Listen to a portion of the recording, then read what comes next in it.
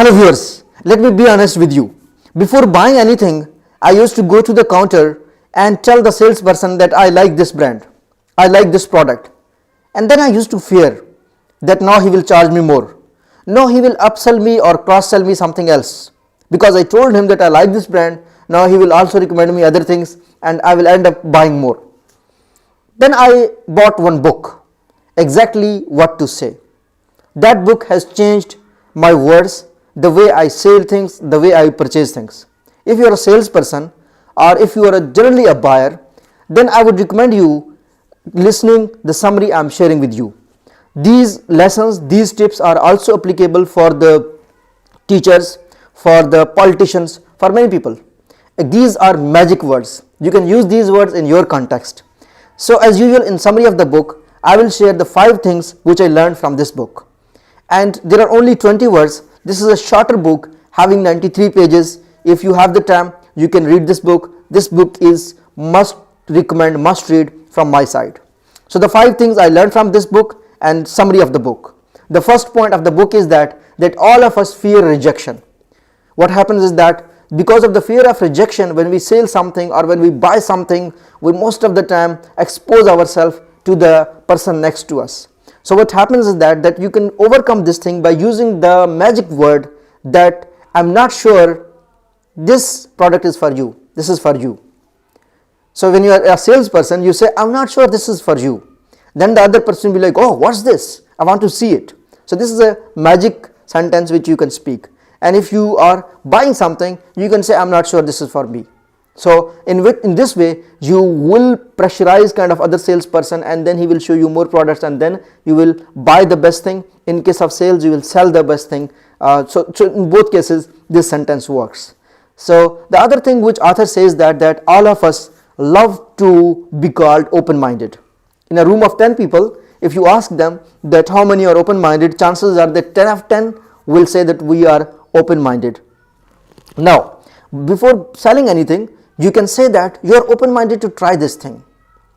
Believe me, people will buy the product. You are selling some TV and you can tell to your customer that you are open-minded, that you will try this thing. You are open-minded that you will vote for me. If you are a politician, you are asking for the vote. So this is the second thing which I learned from this book, that you have to use the word open-minded. And the third thing is that whenever we sell something, when we most of the time we are the best in the industry, we have the best product. So what happens is that the person next to us thinks that how come he can be the best? How he questions your legitimacy.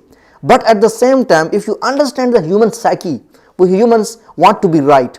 We want to be encouraged as someone who is knowledgeable. So what you can do, you can start the sentence with the word that, what do you know about us? We are the best in the industry.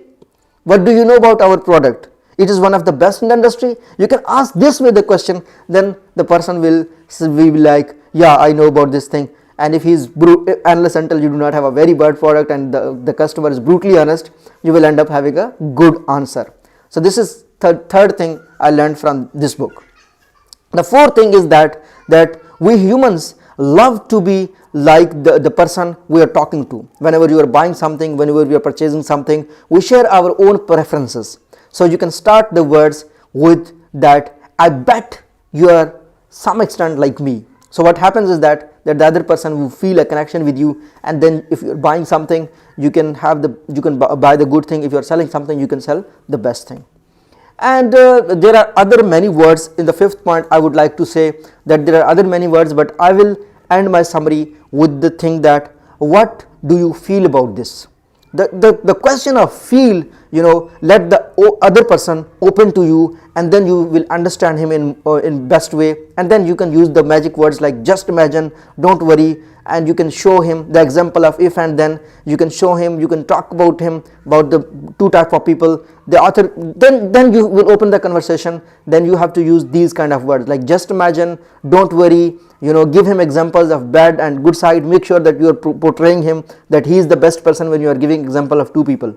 So this is the summary of the book. The words which we learned today, the words which I shared in my summary are like, I'm not sure if it is for you. Just imagine, don't worry, use these kind of words. What do you feel about it? What do you know about our product? Then you can start the line that we are the best in the industry. That's all in the summary of exactly what to say. If you like this summary, please share it with others. Please share it with the salespeople so that they get benefit of this summary. I would recommend you to buy this complete book. It's a shorter book having only 93 pages. And also subscribe our channel. There are several book summaries. There are several research courses on my YouTube channel. There are complete some audiobooks. You can also listen those books. You can also listen my books, my 16 books. Thank you so much for being subscriber. Thank you so much for listening.